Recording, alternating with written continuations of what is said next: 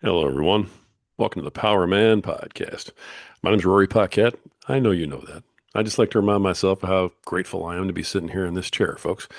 The when we went to 7 days a week with content, a lot of people thought I was nuts, myself included. But you guys really just showed up. Our Sunday episodes are some of our best.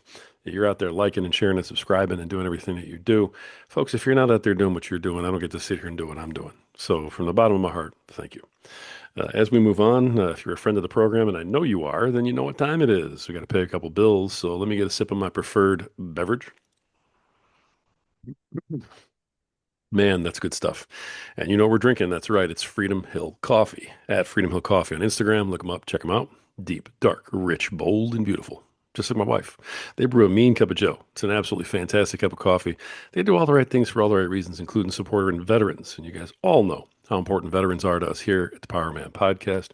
If you're a veteran, I want to thank you and your family for your sacrifice. And the only reason we get to sit here and have this conversation and talk about what we do is because of people like you. So thank you for that. Folks, Freedom Hill Coffee feels the same way. At Freedom Hill Coffee on Instagram, look them up, check them out, and tell them Power Man sent you. So let me get one more sip of this so I can keep up with this young buck on the other side of the table from me. All right, here we go. I have had the great pleasure of having this young man on my one of my other podcasts and talking about his story and his books and his mission. It's been absolutely amazing. So please welcome to the show.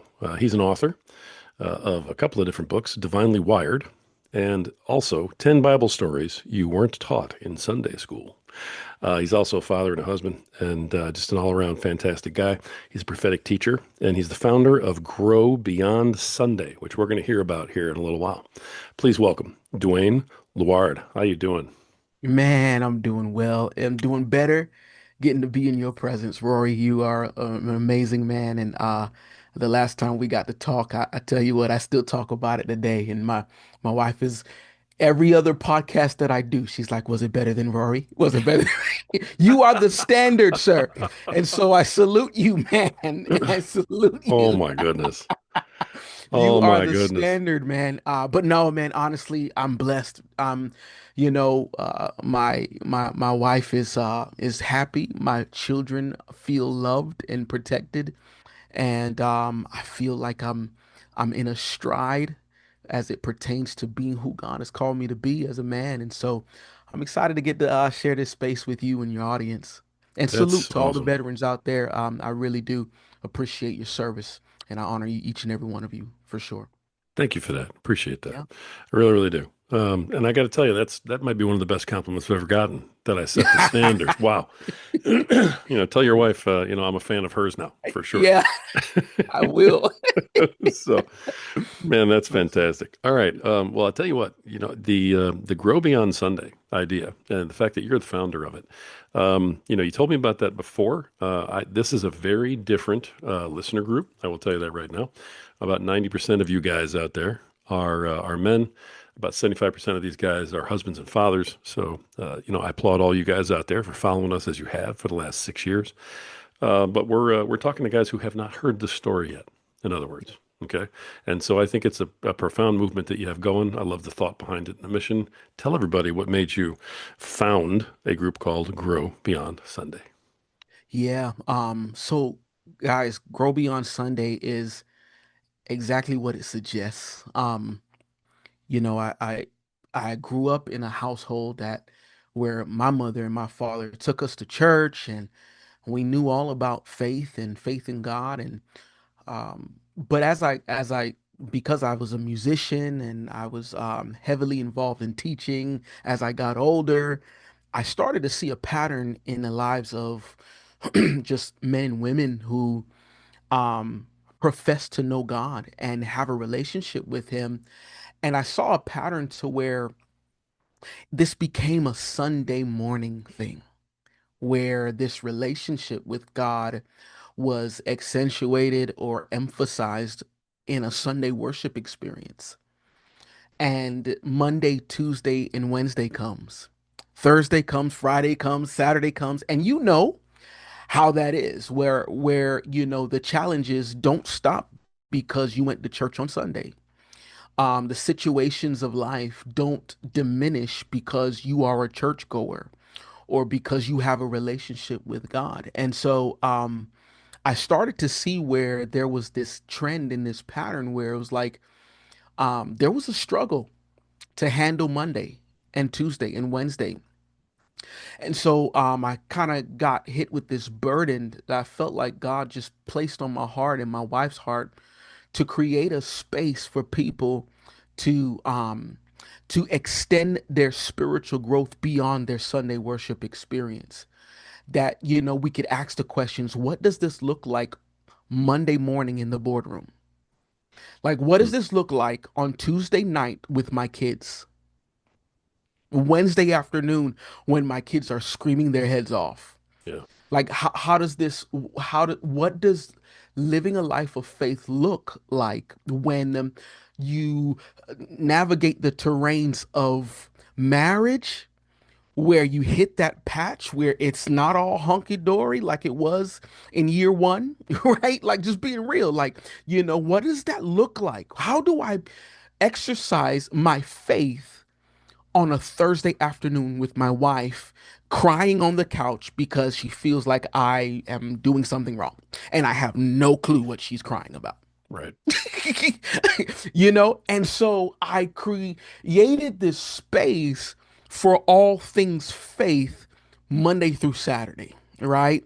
And so that's how Grow Beyond Sunday was birthed, and we got all kind of resources and all kinds of stuff in within the hub to just help people grow in their spiritual walk. So yeah, Love that description. Really, really do. yeah, Great example, by the way. Yeah. yeah, Uh, yeah, again, most of the guys who are listening to this have experienced that phenomenon for themselves, and they're wondering, what did I do? yeah, What did I not do? How did this yeah, happen? Right. I understand completely. There's a lot of men that are on this, that listen to this program that are have been struggling with faith, have been coming into it recently. And I know that just from our private groups and conversations I've had with these guys, and especially recently. First few years, not so much, but man. The last year, yeah, man. men are really finding, a path, either back to Jesus or for the first time. And it seems like you've kind of always been in on that path. Is that right, or did you come to this later on in life? No, I'll say this. I've been privileged to have a forged path with other um, men that I got to see. Not so. Let me back it up. My father was in my life my entire life. Um, Towards my ending of high school, 11th, 12th grade, um, him and my mother got a divorce. So it hit me very heavily. My dad, all throughout my life, was there, but not there. And I'm sure that a lot of us in the audience can kind of attest to this, where um, he was present, but not present, meaning that he worked a lot. Yeah, He did what he had to do to take care of us. And I didn't really get to see or feel the presence of a father that embraces me in the middle of the day or says, "Hey, man, I'm proud of you." Um, those things, and every time I tell this, I'm like, Lord, forgive me if I'm just having a memory lapse, and I'm very aware that that could happen. Um, but I don't remember. I don't remember my dad throwing a ball with me. I don't remember, those little things that you etch in the stone of your memory. Um, and so, um, to answer your question, Rory, I think because of that, as I got older, I took great notes in my heart of the type of man I wanted to be and the type of man I didn't want to be.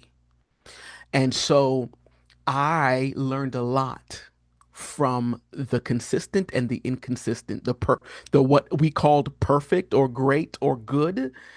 And I also took notes from the ones that, I was like, man, I do not like that. And so I think by the grace of God, it was this package that really, my heart was like, God, you got to teach me, because I don't know how to do this. From being a man, what we call being a bachelor, single, when I was out on my own, I didn't I didn't have much references. Um, then when I got married, I was like, God, help me, teach me how to do this thing. Teach me how to love this woman the way that you have, orchestrated for me to love her. And then when I had my first son, and then my twins came after that, and it was just like this complete dependency on him. And so I think I erred on the side of I don't know what I'm doing and I need help. And I think that that has served me well. When I recount the years, it wasn't because I comprehended it. It was because I didn't. And because I knew that I didn't, I went to work in learning. I went to work in just like prayer, like, God, help me, show me. And I think intrinsically, I began to pick up on the values that I took notes of in my heart all my life. And so, yeah, I wouldn't say that I had it all down packed from the beginning. No, sir. By a long shot, I got many bumps and bruises to prove that I've been inconsistent. I've been incorrect. I've been incomplete. But man, there's something very powerful about a person that realizes and recognizes that and then runs in the direction of trying to learn and trying to become a part of that I don't know, status of men that says, man, we're gonna learn this and we're gonna get it right. So I think that that's the story of me. And still to this day, being married for 15 years and having three sons. My oldest is 12. And my twin boys are they're about to be 11 in 9 days. And so, you know, I think that it boils down to the fact that I'm still a work in progress and the truth that I'm down to learn. And I think that's what kind of separates me. So, yeah. It's very aware, man. I mean, just that everything you just said, that it's very aware to be able to say, "Hey, I don't know everything. I Yeah, want man. to learn these things." Most of us aren't there. Most of us, I think, we do the best we can. We go Mm, with whatever kind of feels right or you think is right, and mm, you just sort of throw it up against the wall to see if it'll stick, and you keep on moving. But to actually say, "I don't know everything. I want to know more. I'm going to go yeah, try to learn." That's big. I applaud you yeah. for that. I really do. Thank you. I Thank wish you. more dads did that. Yeah, I appreciate that. I got, like I said, a lot of bumps and bruises along the way, but I think, the greatest humility is realizing that you ain't got it all together, man. I think that's the greatest humility. I remember when I first got married, even like it's amazing. Both marriage and becoming a dad. I literally became a nerd, right? Where I was looking for books and I'm Googling stuff and I'm asking people questions. And, if they even remotely looked like they had something or some smidget of something down pat, I was asking questions, man. I Right. remember when we first got married, dude, we moved from South Florida to Central Florida. And the University of Central Florida had this study slash program where they were basically looking for married couples to join free of charge, and they would give us these they would give us these Walmart gift cards for being a part of it.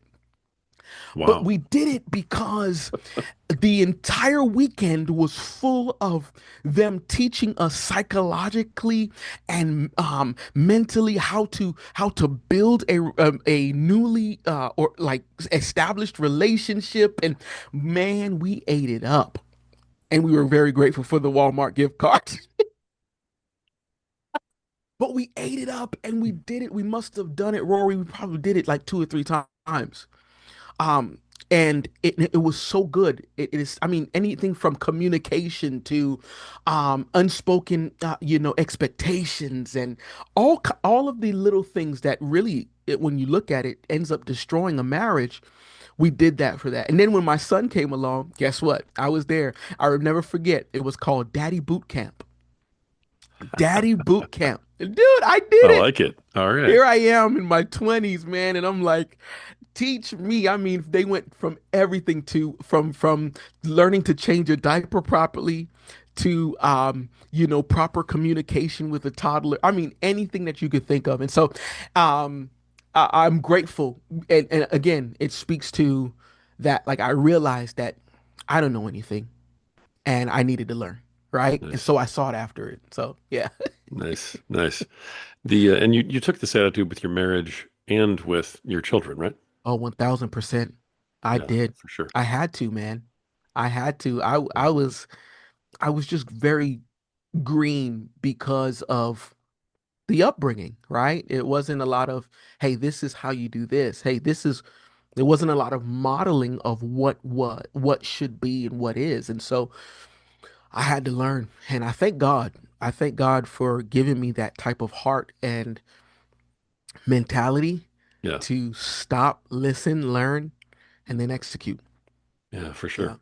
That I think that's a piece that gets missed too. Is that I'm older than you are, so I grew Yeah. up with the very stoic kind of Mm, parental situation. mhm. But by the same token, a lot of guys did, and so the when dad's always working and dad's absent, sort of like you were talking about, right? I mean, he's there, but he's Mhm. not there, right? Yeah. We always, as sons especially, we get the father-son bond that we wish we had, and that's not there. And we're aware of it. We want to make sure we repair it. We want to work on it. Yeah. But we also aren't being modeled the husband-wife in front of our faces Yes, because sir. dad's always working. And I think Hmm. that's a piece that kind of gets missed. Do you feel that way? Huge, man. I That's what I realized. Hmm. Man, can I make it even more practical? Like we're talking, right? Oh yeah. So one of the things that I saw that I lacked incredibly, and I know the guys are gonna shout me down with a big amen on this one, is being affectionate. Hmm. Dude, now that one right there, that was one of the bumps and bruises, right? Because I'm like, I grew up, I'm suave, I'm a ladies' man, like I'm the pretty boy in class. You know what I'm saying? Like that was my swag. Um, so affection was like, psh, I got it. Get a little arm around the shoulder, hold a hand. I'm good. Let me tell you something. I got knocked on the head. You hear me? Why? Because I realized that I had to realize that it was more than that. It was Hmm. so much more, and it took my wife, having to express that to me, which was another thing in and of its own self because Right. she had to learn how to express that. So so there was this tension and through conversation and just learning to be humble enough to say, well, teach me. I had to learn that hey dude, you're not as affectionate as you thought you were, and your wife is gonna need more. And to the degree that you comprehend that is the degree of success and happiness within the relationship. Yeah. And Wow. so I had to learn that no, this can't be swept under the rug as it's not a big deal. No, it's pretty big. Yeah. And again, to your point, I didn't see that. It wasn't modeled before me. And so naturally my default and all of our default, especially as men, is to model what we see, even if you're not consciously aware of it. It's written within your code to operate according to what you saw growing up. Right. I know this very well as I watch my sons. Oh my goodness. Y'all know what I'm talking about, man. They are parrots. They literally say what I say. They act the way I act. They get upset the way I get upset. Yeah. I mean, the other day, driving, this is like last week, bro. Dude, we probably weren't at the stop sign for 10 seconds. And my son, one of them goes, just go.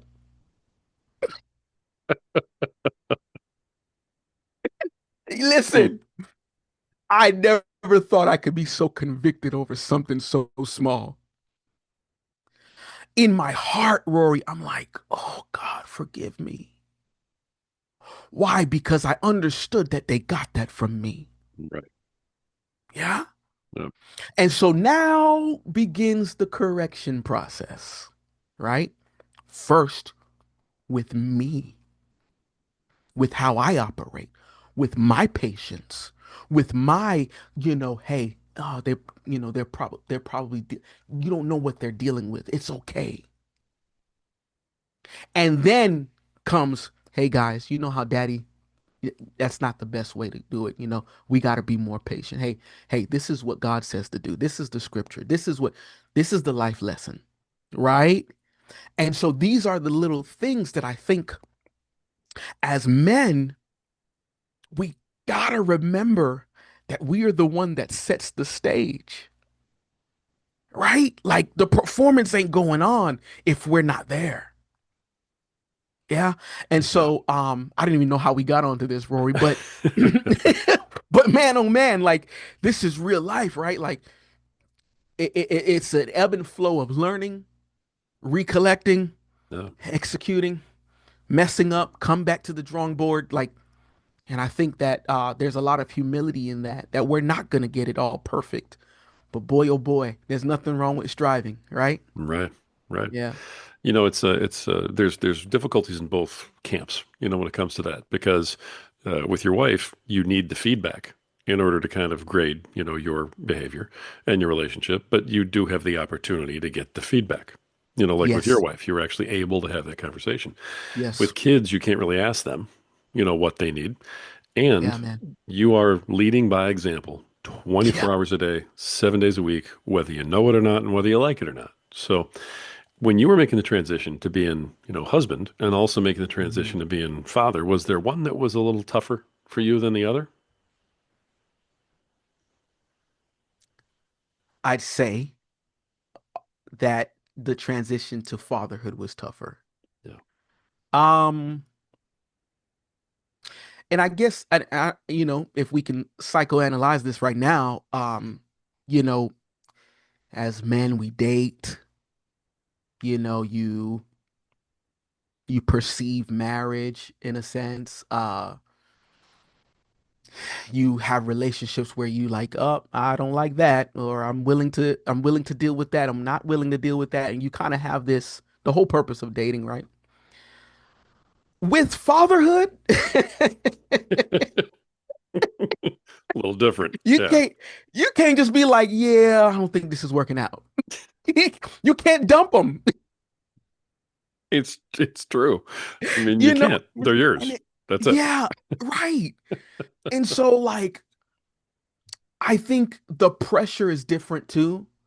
For me at least, I wanted to be the best father I could be.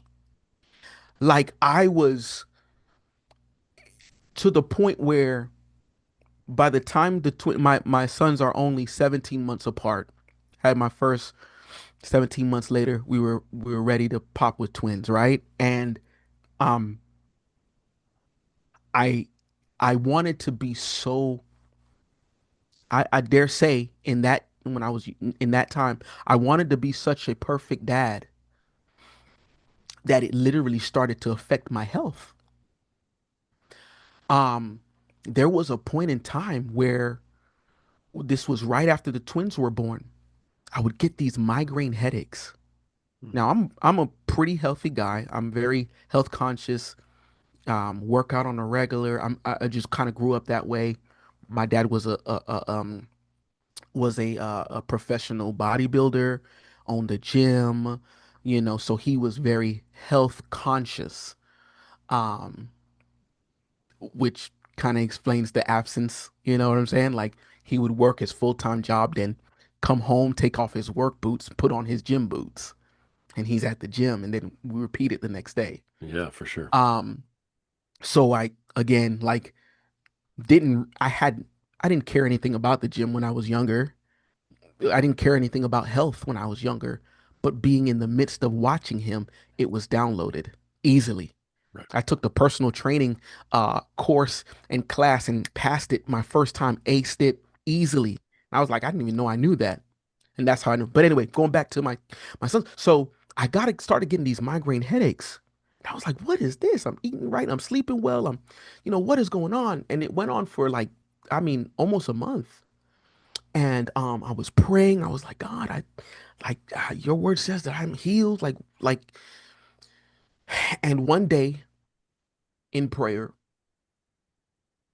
I feel the impression of the Lord in my heart say that I was out of alignment. I was like, yo, what? Got on the phone with a friend, and my friend said to me, he's asking me, he's like, man, are you stressed? Da, da, da. I'm like, I'm not stressed. I feel good. Like everything is going well. I'm okay. But I don't understand this. He said, well, you got to realize, Dwayne, that you just had twins. You're striving to be the best father that you can be. And you got to realize, and I think at that time I had just got a position in the church as over the worship department. So that was new. And I wanted to be the best worship, leader that I could be. Um, and he said to me, he goes, Dwayne, you got to realize that you're not Superman. Now you would hear that and you would think like, duh, I know that. But I needed to hear that in that moment because I had so much aspiration to be the best. This is why I say I pick the fatherhood aspect as tougher transition than the marriage because I was trying to be everything I could be for these little baby infants that don't know that they don't even care about that. And it was messing with my health. I was out of alignment internally and it was manifesting in migraine headaches. The moment that came to me and the moment I recollected and recognized and just went into prayer and just like was like, forgive me, God, for trying to do this in my own strength, first of all, and trying to be Superman rather than being a man of God. I was like, forgive me immediately, Rory. No lie. Immediately. Migraine left and never came back.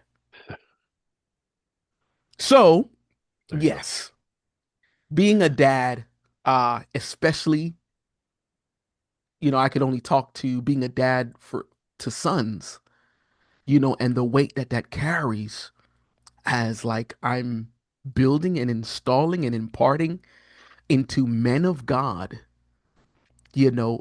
men that will be an impact to their city, to wherever they, live, to their friends and family and to society.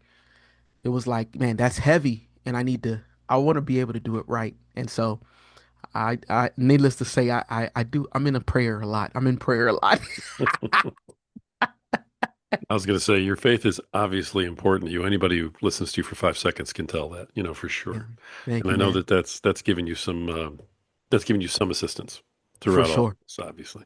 for sure. To that end, you've written 2 books here, in Yeah, addition to the movement that you founded, uh, Divinely Wired and 10 Bible Stories You Weren't Taught in Sunday School. yeah. Which one came first? Um, they were both very closely together, and so I think 10 Bible Stories was first. Yeah, it was first. Okay. And I wrote that book, 10 Bible Stories You Weren't Taught in Sunday School. I wrote that because of the whole burden as it pertains to Grow Beyond Sunday. What I realized, and this is statistically proven, that, and this is beyond for churchgoers and believers, the statistic is extremely alarming. I can't remember. I think it's like something like 76%, something crazy like that, of believers that don't open their Bible Monday through Saturday. Um, you couple that with um, the dilution of sermons that we hear today, Mm. the striking of the ego, the motivational talks. So you couple that with not diving in for ourselves, not having a somewhat of a study life, and you will quickly realize that the believer as we know it, of course I'm generally speaking, is spiritually malnourished, that if they were to take the tests, be hooked up with tests to their spiritual man, you will see numbers diminished in a way that speaks of an unhealthy person. Yeah. And so how do we see that? We see that through how we handle the storms of life. How do we perceive accurately the situations and circumstances that we find ourselves in? Who do we run to when we're in a bind? Is it my mentor, my friend, or is it God? And so so I wrote that book, 10 Bible Stories You Weren't Taught in High School, and like the hidden revelations within those in Sunday school. I wrote that book because I wanted to start a movement of people diving into the word for themselves. And so Nice. I recount these stories that you probably never even heard about, but they're right there in your book because they're not sexy on a Sunday morning, Right. because they're not motivational, because if I actually tell you what they say, you might not want to come back. I And love that. so I started picking these stories, and I'm going to continue. I'm actually getting ready to write the second volume. And I think I'm just going to continue to do it because the Bible is completely replete with all kinds of stories that you'll be like, God said what? He did what? He went where? She said what? And to extrapolate and excavate the principles within it, it strengthens the spiritual man and brings us to a place of spiritual maturity like we've never even imagined. And so that was the purpose of that book. Yeah, Nice. Nice. And all right. And we're going to come back to that just a little bit here in a yeah, second. But for sure. divinely wired. Yeah. What's that So about? divinely wired is near and dear to my heart as well. I grew up watching a lot of men, like again, like I said, my dad and my mom, thank God, they were in the church, and so I grew up in church, right? I grew up, going to Sunday services, Sunday night services. I grew up even going to, like, they would, in where we lived, they would have worship nights where churches would come together, and I mean all kinds of stuff. Uh, Plays on Easter, and plays and thematic stuff from Christmas, all kinds of stuff, prayer meetings and prayer breakfasts, anything you could think of. I've done it multiple times, right? So but what I discovered is that, you know, I saw so many gifted people within the church. I mean, gifts of administration, gifts of teaching, gifts of preaching, even the prophetic gift, evangelistic gifts, people who had the ability to write, those who wrote the plays. I mean, it just, you just knew that this was from God. Well, when you grow up in an environment like that, you start to couple the gifts with personality. And so if I don't speak like Pastor Rory, then maybe I'm not called to be a pastor. If I don't have the profundities and the pontificate on the theological, then maybe I'm not, right? Right. I'm not, maybe I can't be a teacher. And so I wrote this book because I wanted people to realize that your personality and your gifting was created both by God, and they actually go together. That just because you may not be, and I love the disc assessment puts the categories to our personalities, right? There's people that are more gregarious in nature, they're considered the D's, the dominant, right? Or those that are more influential, these are our people persons, right? They may not be that great on execution, and they may not be that great on task lists, but people, oh my goodness, you want them around people. So what I set out to do was, hey, listen, no matter what category your personality is in, your calling and your gifting is still your gifting. That you can still be a pastor, but be more conscientious, be more reserved. Yeah, you can be reserved and still be called to preach the gospel. You can be more reserved, or you could be very gregarious and be administrative in nature. Maybe paperwork is your thing, organization is your thing, right? That's more of a task more than people, but you might be a people person still. And so just removing the lid that limits a person from actually being who God has called them to be. That's the purpose of that book. So Nice. yeah, I'm proud of that one. It's a good one. I can tell. Yeah. That's no, seriously, that's great, man. And you said you're working on the second edition of the Bible storybook? Yes, yes. I'm gonna keep writing it until the Lord says no, because I'm constantly reading. I'm constantly diving in, and there are just so many stories.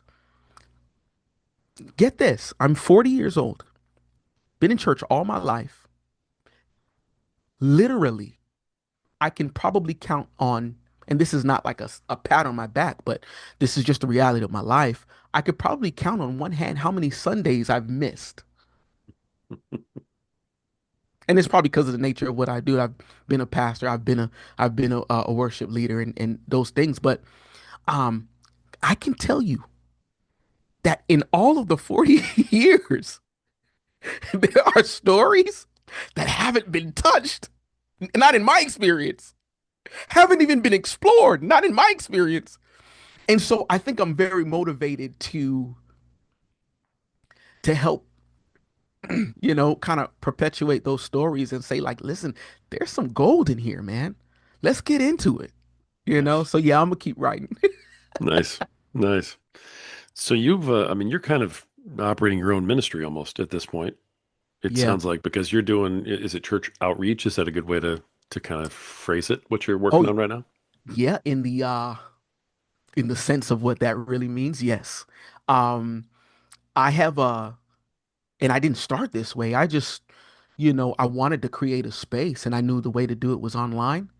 Um, and I started a YouTube channel. This was last year, and mind you, this was in the middle of the darkest time of my life, where and I don't know if you want me to, you let me know. You know my story, you know me, but um it was the darkest time in my life, and I felt like the Lord was like, you've been holding on to this and staying within the confines of the four walls of church for long enough. It's time to outreach. And so online was a huge part of that for me, where I started a YouTube channel. I started creating a community, if you will, of people that were just hungry, that were wanting to commit themselves to spiritual disciplines like prayer, like reading and diving deeper into the text. And Nice. um, yeah, I think that's where I'm at right now. We've been at it for a little over a year and a half now. Wow, because we started the channel back last year, 2024 July, and it's just been a great ride. I really am open to whatever the Lord wants to do. And right now it seems that He's just wanting me to continue to just speak to whoever will listen. Yeah. And the cool thing is, in the global community, in our prayer time, we meet every Monday to Friday at 6 a.m. Eastern. And when I look at my analytics, there are people from all over the world. It's beautiful. I mean, countries I've never even heard of. And I'm looking into them and I'm like, whoa, like what? People commenting, hey, this is so and so from, I'm here in Florida. And they're like, oh, I'm here in Colorado. I'm here in Canada. I'm here. And it's like, how beautiful is this? That a camera and a space will bring people together and Yeah, for a common cause. So, yeah, that's awesome. yeah, Yeah, no, I love the work that you're doing. You mentioned your story, and one of the things that I wanted to ask you about on this podcast was yeah, you went through quite a bit, with well, being a father in yeah, that particular story that you're talking about, yeah. and that can impact how you parent. It can impact how Yeah. you view your role as a father. It Yeah. can impact the relationship between you and that son that's going through it, but also with your other sons who are not going through it. And, you know, maybe you can speak to that. It's Yeah. up to you. You know that. I mean, on any of my Yeah. shows, it's totally up to Oh, you. But you there's know, something so much to be said for the relationship of father and son yeah, in that horrifying time that you went through, sure. with the one going through it and with the ones who aren't. Yeah. So the story that for those listening that Rory is talking about. So last year, um I got we my wife and I, this was April of last year. My wife and I got the diagnosis and report that no parent should ever have to deal with. And it was regarding my son was 9 at the time. He's the youngest of the twins, so he's the youngest out of the three boys. And we took him into the ER because his stomach was kind of, you know, like more extended and it would go down, but then it would extend again and all kinds of stuff. So we were like, what is going on? Long story short is that the report came back that they diagnosed with stage 4 Hodgkin's lymphoma cancer. And Wow. it absolutely it wrecked us emotionally because we were like, what?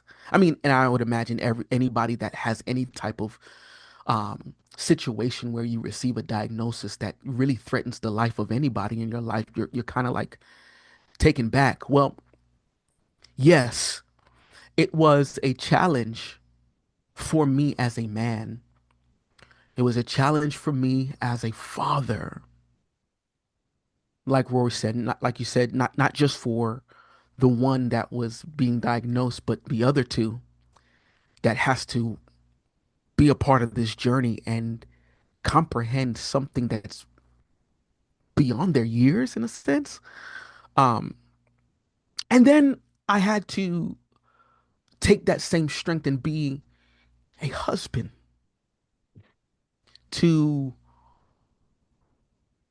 stand in my place as the head of the house and command the atmosphere, if you will. Yeah. Because anybody who's been in a situation like that, you know that the atmosphere changes quickly. I remember being in the hospital and, being in the room and all this, they give you a team, right? So this team comes into the room. They're in these white lab coats and they got their masks on and clipboards in hand. And they're like, this is your oncology team. And da da da. And you can literally feel fear in the room. And what I've learned is that as men, the moment we begin to succumb and acquiesce to the fear, you start to create a breach. Yeah, that's the best Mhm. way I can say it. There's a breach, not just to you, but to those who you cover, your wife and your children.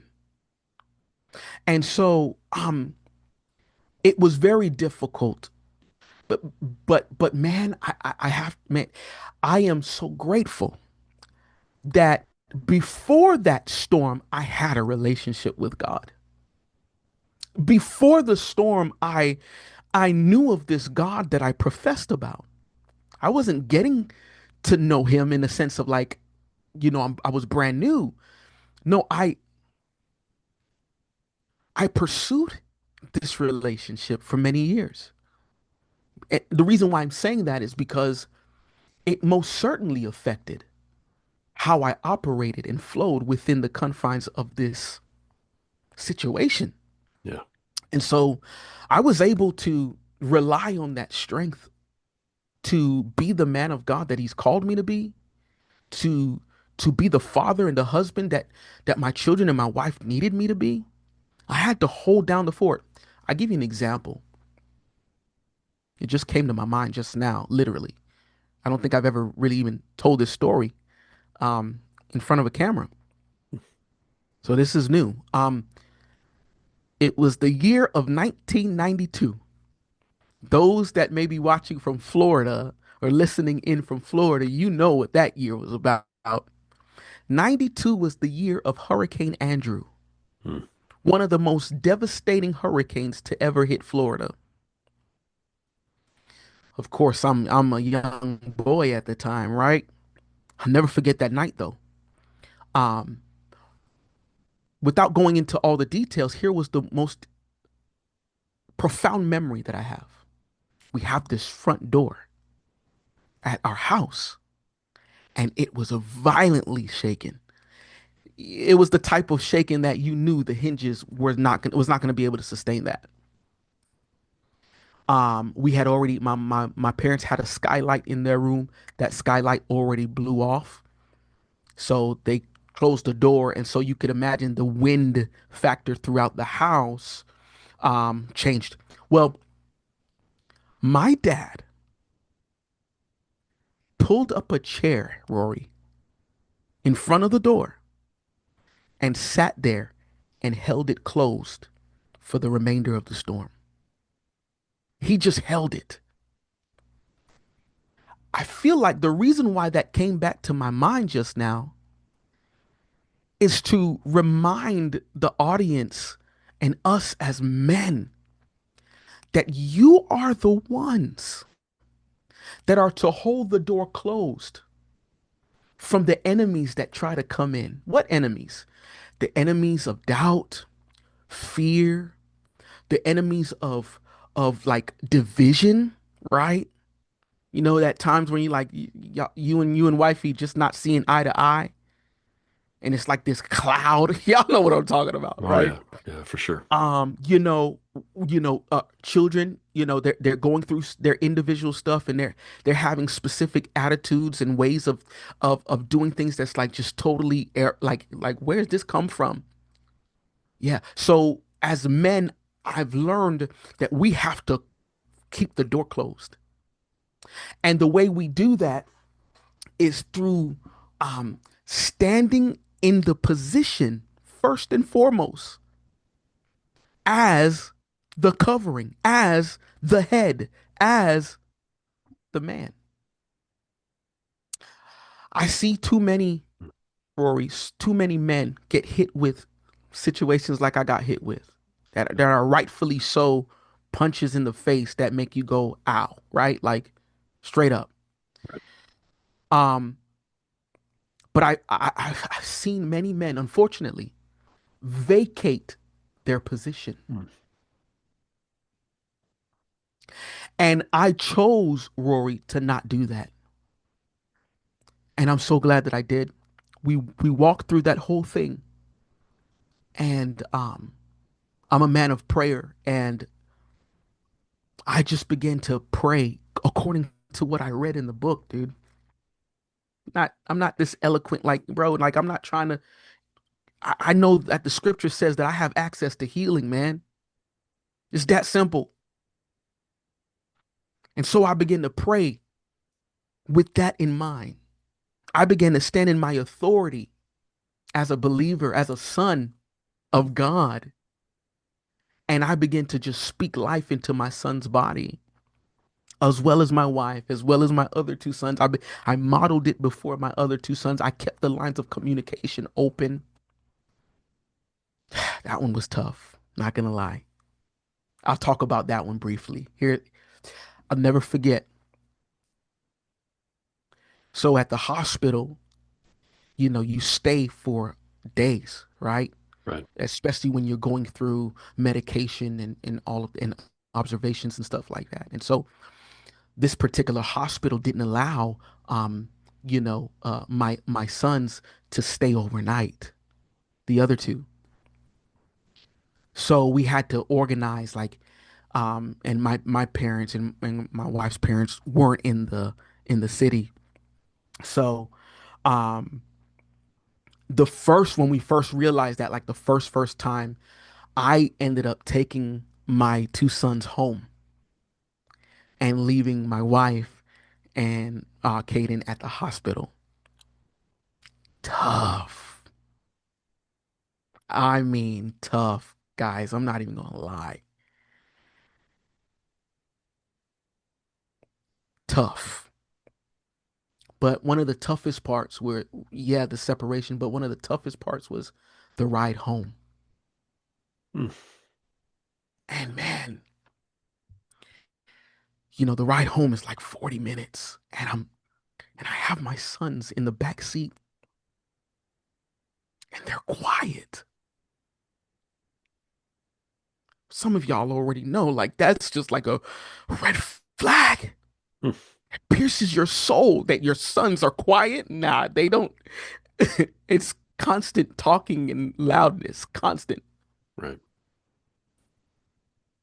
And I had to stand in this position as a father and open up the lines of communication and say, "Hey guys, you can talk to daddy about anything.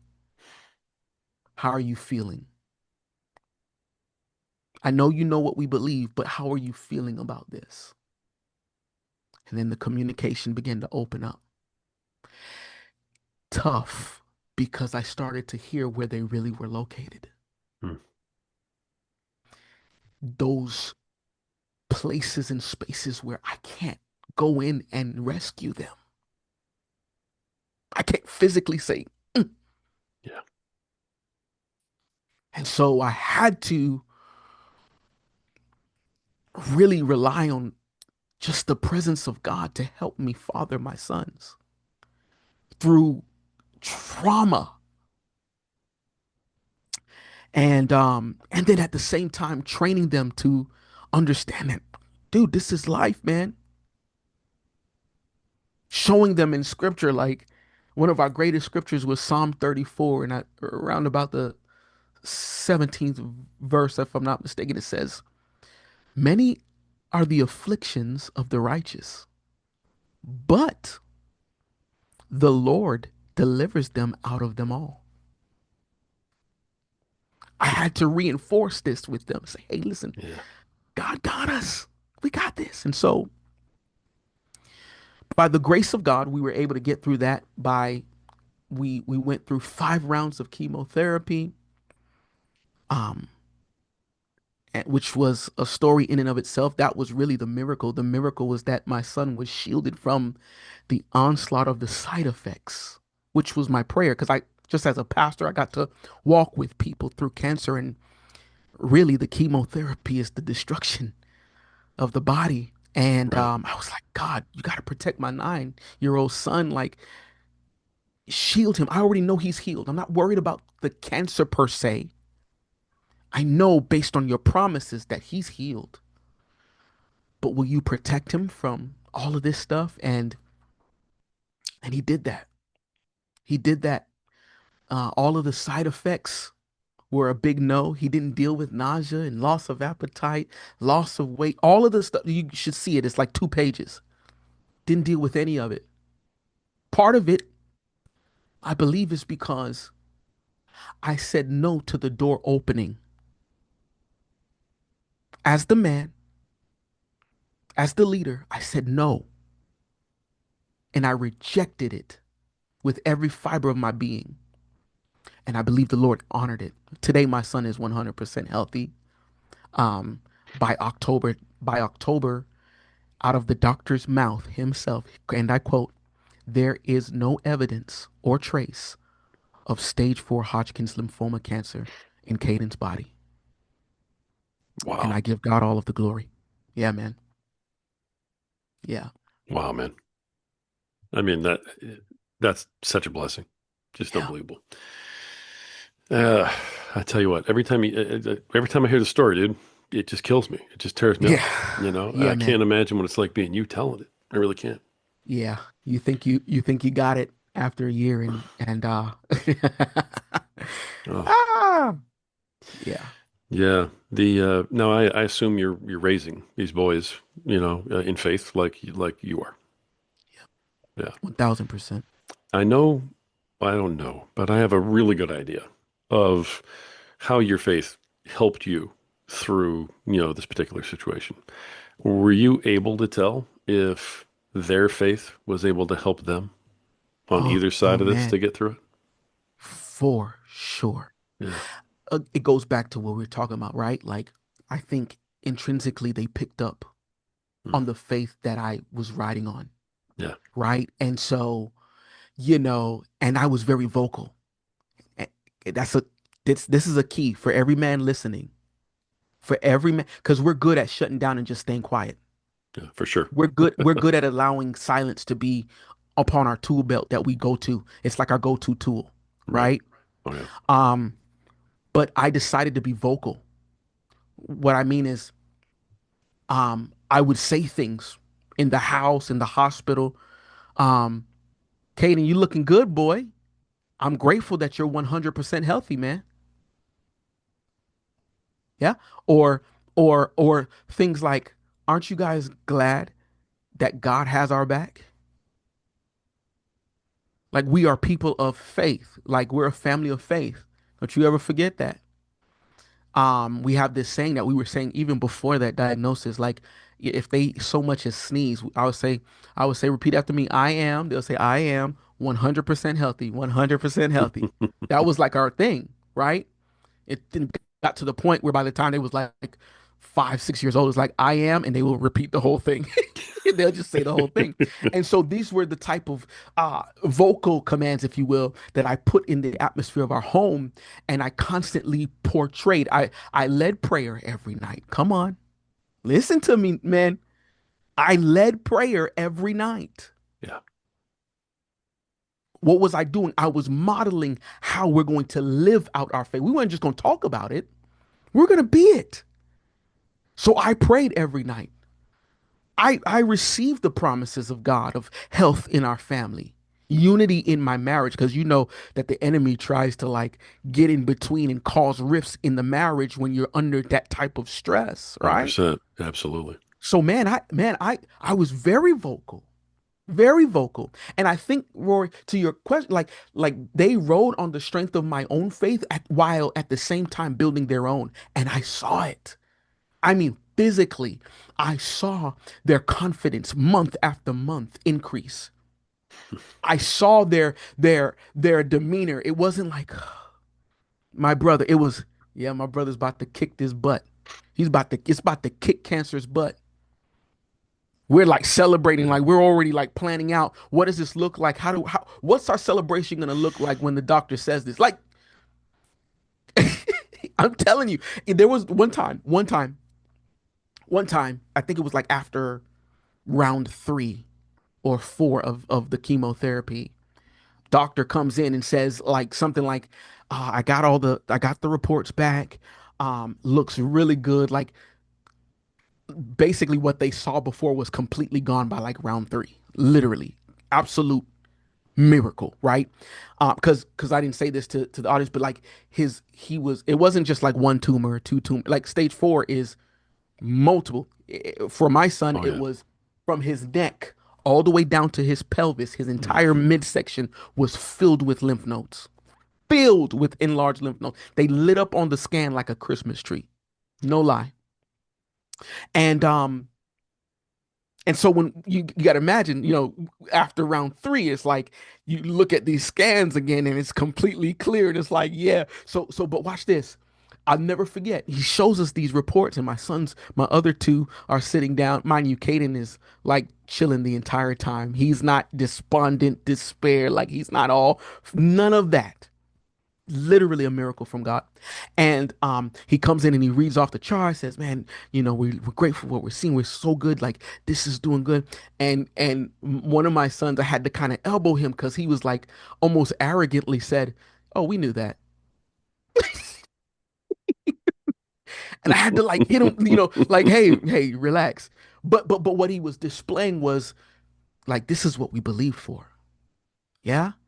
And so yeah, I didn't stay quiet, Rory. And I would challenge every listener that no matter what you're facing, no matter how dark it is, don't allow it to put you in a place of silence.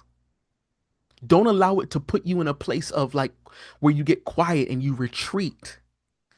Actually, that's the time where you come forward and you watch how darkness actually responds to the fact that you are encroaching. Yeah. Wow. Mhm. We all, wow. I'm really glad I asked you that question. Yeah, that's a good one. we, um, we all learn by example. And as fathers, we all lead by example, even when we don't know it. And I didn't realize this till just now, uh, because we've had time to talk more. But when all this hit you, and you buried yourself in your faith and said, "Okay, I need to figure out how to do this. I got to figure out how to be a dad. I got to be a husband, right? I got to lead. I got to lead the family."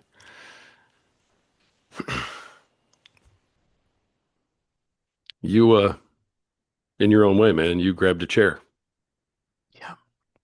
and you put it in front of the door Yes. and you held Yes. it shut for your boys. Yes. Yes, man. All right, now I'm not going to cry, okay? Because Nah. this is no, that's not how this is Yeah, supposed to man. work. It's my show. Yeah. I, dude, that story hits a different. Uh, wow,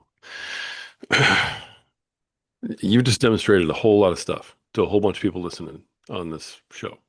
One of the things that always gets lost, I talk to my groups, I talk to my guys that listen to this about we got to protect, we got to provide, we got to lead.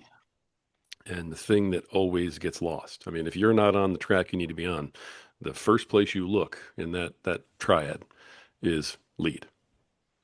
And hats off to you, man. Thank you, man. I give God the glory, man. Yeah, This one was this one was different. yeah. Yeah. Wow.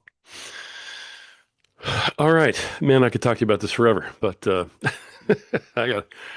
All right, we need to, wow, kind of wrap this up just a little bit here. Yeah. And Yeah. I appreciate you coming on and telling your stories, man, and leading by example for the men who are listening to this too, Yeah. because there's a lot of fathers, there's a lot of husbands, and a lot of us hope that when we get hit with that moment, that we're going to somehow find the strength to do that, to stand in front of that Yeah. door the way you did.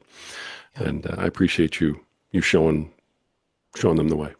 Yes, I really sir. do. Yes, sir. It was a pleasure. When's the next book, man? So I Tell haven't me put a something good. date. When's the next I book? haven't I haven't put a date on it yet, but let's just say I got big plans to complete writing and stuff the beginning of next year. So we're looking at second, third quarter. Nice. Nice. Yeah. All right. Well, I want to have you back on when that comes out, especially. Oh You make man. sure you come on I don't care what podcast it is. Pick one. All you Come got on. to do is call it. I'll tell you. All you got to do is call it. I'm here. All right. That's beautiful, man. Let's wrap things up this way. Because you've done such a magnificent job of delivering that message to my guys, on my show today. I said before, there are so many men that listen to this program that are trying to find their way, that are trying Yeah. to find that relationship. They're trying to find that strength, Yeah. in themselves through their relationship with Jesus. What's maybe one parting word, one piece of advice, even maybe an action step? What's something that men can do to start walking down that path, to start trying to find that connection, so that they can hope that when their hurricane hits, they can act like you did. Yeah. I'd say this. The strength of our leadership is not based on our connections, our knowledge of the information we have only, um, what we possess in the natural. But I think the strength of our leadership really does depend on our consistent and very intentional pursuit after the greatest leader that ever lived. And that is the Lord Jesus Christ. I feel like the strength within me comes because I have committed myself to learning. I think we talked about that in the beginning, to learning of Him. How do we do that?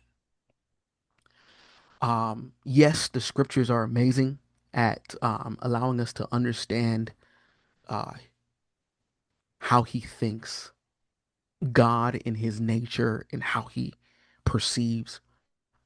But there's nothing that beats you developing a relationship through just authentic communication with Him. And I would say that us being the leader that God has called us to be hinges on understanding who He is and who He's called you to be, right? And so I think it's a mode of identity in a sense. So for instance, for just to give a practical maybe steps, um, number one is cultivate a one-on-one time with God. Man, I could hear you saying, baby, how long do I do it for, Dwayne? That stuff doesn't matter, man. Maybe it's 5 minutes, maybe it's 10 minutes, maybe it's an hour where you literally take time to just pour out your heart. Say, God, here I am. I need your help in this. Teach me. And maybe you spend that time praying. Maybe you spend that time also, which I recommend, also listening, because he'll start to download thoughts and ideas and ways of doing things. And then thirdly, reading. So you get in his presence and you praying, you listen, and then you start to read. Oftentimes I pick up my book and I'm reading his word, and then boom, there's a principle that stands out that speaks directly to what I'm asking him for. And so that would be my encouragement. I hope I answered the question, but that would be my encouragement to becoming a leader that is who God has called, who God called you to be, is getting connected to the one who knows all and prioritizing that relationship. Yeah. Nice. Powerful stuff, brother. I appreciate you sharing that with everybody. Yes, sir. All this, all the way. Yeah. It's a pleasure. All right, gentlemen, um, author, founder, uh, father, husband, divinely wired, and 10 Bible stories you were not taught in Sunday school. Dwayne Louard, Dwayne, Dwayne J. Louard, and I apologize, brother. Now you're There it fine, is. man. It's all good. There it is. Dwayne, thank you, man, for just coming here and delivering that kind of power, that kind of love, and that kind of faith to my listeners. It was special, and I appreciate you being here today. Yes, sir. It was a pleasure being here, and I'm honored to just be along for the ride, man. So thank you for the opportunity. Yep. Thank you. All right, gentlemen, that's been another episode of the Power Man podcast. And man, the reason we bring such powerful people on here with these powerful messages is because we are united in wanting you to find your power, be able to regain whatever it was you lost, be able to find your way, find your path. We want you to be able to be a better protector, better provider, better leader tomorrow than you are today. I want you to be able to be a better father, better husband, better man tomorrow than you are today. The reason that we want that for you is because you have value, you have worth, and you matter. And at some point, you just have to believe it. Until next time.